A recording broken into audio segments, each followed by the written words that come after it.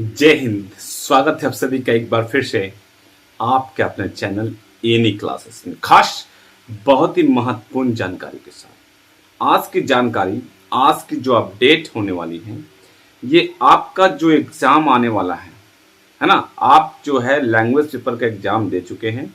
मैं उस पर वीडियो बनाकर आपको बताया हूँ कि कहाँ से क्वेश्चन दिया जा रहा है।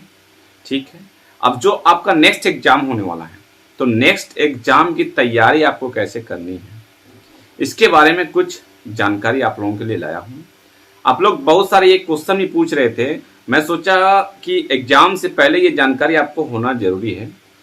क्वेश्चन पहला ये आपने पूछा कि जो टर्म 1 टर्म 2 का एग्जाम हो रहा है, तो टर्म 1 और टर्म 2 क्या दोनों को मिला के पास करना है या फिर अलग अलग पास करना है, या फिर प्रैक्टिकल में जो आपका 35 का एग्जाम होगा, तो प्रैक्टिकल वाले सब्जेक्ट में क्या क्राइटेरिया है, ये आप जानना चाह रहे हैं, है ना। आप अभी जो एग्जाम दे रहे हैं, तो एग्जाम में आपको ये दो क्वेश्चन देखने को मिल रहा होगा। ये आपका एक टर्म 1 का होगा क्वेश्चन, ये आपका टर्म 2 का होगा क्वेश्चन। अब दिमाग में कंफ्यूजन है कि टर्म 1 में जो 40 मार्क्स का है, तो अगर इसका 33 निकालते हैं तो 13-14 मार्क्स होता है। तो क्या इसमें 13 लाना है और क्या इसमें 13 लाना है, या फिर दोनों को ऐड कर देते हैं, तो ऐड करने के बाद 33% लाना है। तो सबसे पहला क्वेश्चन यही है। तो इसका जवाब ये है आपका कि आप 10 हो 12 हो, जिसमें आपका प्रैक्टिकल नहीं है। ध्यान से सुनिएगा, जिसमें आपका प्रैक्टिकल नहीं है, तो आपको टर्म 1 टर्म 2 और इंटरनल असेसमेंट, जो 3 आपका मार्क्स दिया जा रहा है, ये तीनों को ऐड करके आपका मार्क्स आना चाहिए 33%। कितना आना चाहिए? 33% आना चाहिए, टर्म 1 का, टर्म 2 का और इंटरनल असेसमेंट का। ठीक है, तो ये तीनों को ऐड करते हैं, तो उसके बाद आपको 33% लाना है। 33% ला करके आप पास हो सकते हैं। अब ये रहा कि अब जो है प्रैक्टिकल जिसमें है, उसमें क्या होगा। तो प्रैक्टिकल जैसे आपका फिजिक्स में है, आपका केमिस्ट्री में है, आपका बायोलॉजी में है, आपका ज्योग्राफी में है। तो प्रैक्टिकल वाला जो एग्जाम होने वाला है आपका, वो आपका प्रैक्टिकल जो है, वो आपका ऑब्जेक्टिव 35 का रहेगा। दोनों में 35 और 35 तो 70 होता है, और 30 मार्क्स का ऑब्जेक्टिव आपका जो रहे, प्रैक्टिकल जो रहेगा आपका, वो स्कूल में एग्जाम लिया होगा, या फिर 10 वाले हैं तो उनका एग्जाम बाद में लिया जाएगा। ठीक है, तो जो 12 वाले हैं, 12 वाले का जो प्रैक्टिकल है, तो प्रैक्टिकल का एग्जाम को जो 30 मार्क्स है, उनका अलग नंबर आपको 70 में जो है 33% लाना होगा। मतलब थ्योरी में भी पास और प्रैक्टिकल में भी पास होना होगा, तभी आप उस सब्जेक्ट में पास करेंगे। ये सिर्फ प्रैक्टिकल वाले के लिए है।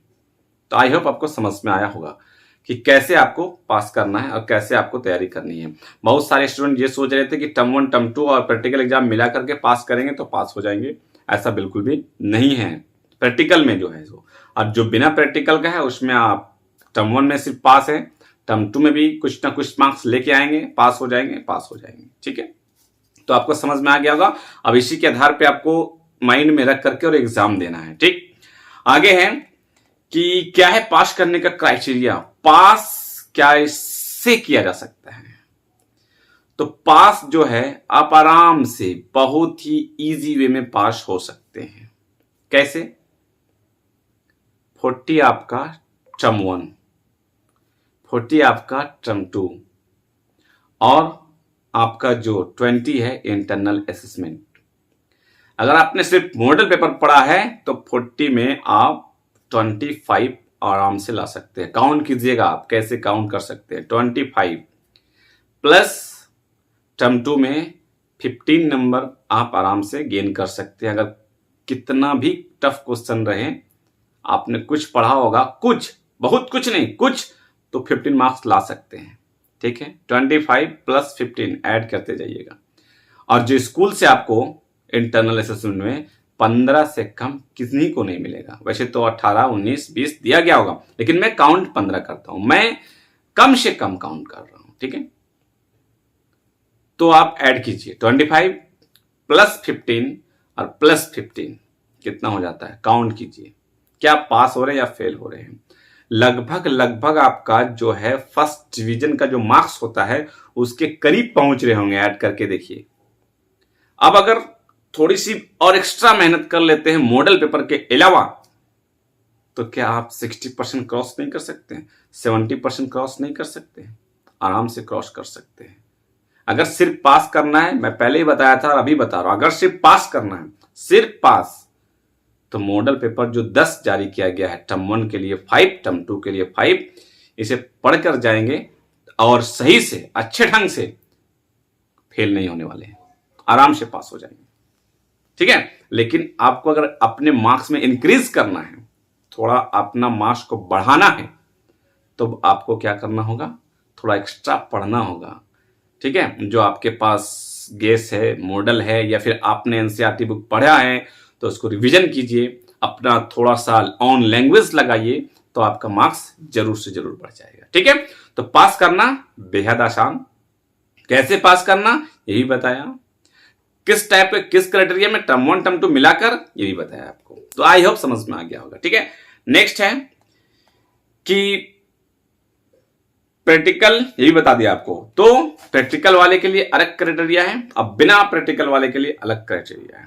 इस बात को ध्यान में रखिएगा, क्योंकि अब जो एग्जाम होने वाला है, अभी तो आपका लैंग्वेज पेपर का एग्जाम हुआ था, अब जो एग्जाम होने वाली है वो आपका मेन पेपर का, जो कि आपका प्रैक्टिकल वाले भी होंगे और बिना प्रैक्टिकल वाले के भी उनका एग्जाम होगा। तो आप ऐसा ना समझें, इसलिए मैं आपको लगा मुझे कि ये वीडियो बनाकर बताना आपके लिए जरूरी है, इसलिए बता दिया मैं आपको। ठीक है, और जो क्वेश्चन पेपर मैं आप लोगों को दिया हूं, मतलब कि आंसर बताया हूं, और जो क्वेश्चन का एग्जाम हुआ है, उस एग्जाम में कहां से मॉडल पेपर से क्वेश्चन पूछा जा रहा है या नहीं पूछा जा रहा है, मैं टिक करवा रहा हूं, टिक करा के दिखा रहा हूं आपको कि देखिए ये मॉडल पेपर से है या नहीं है। जो जो क्वेश्चन मेरे पास अवेलेबल हो रहा है, सबको मैं उससे आपका बता रहा हूं, और आप उसको एनालाइज करके और आगे की पढ़ाई करें, स्टडी करें, अध्ययन करें, और अपना अभी जो है आपका सिर्फ और सिर्फ एक गोल होना चाहिए। क्या?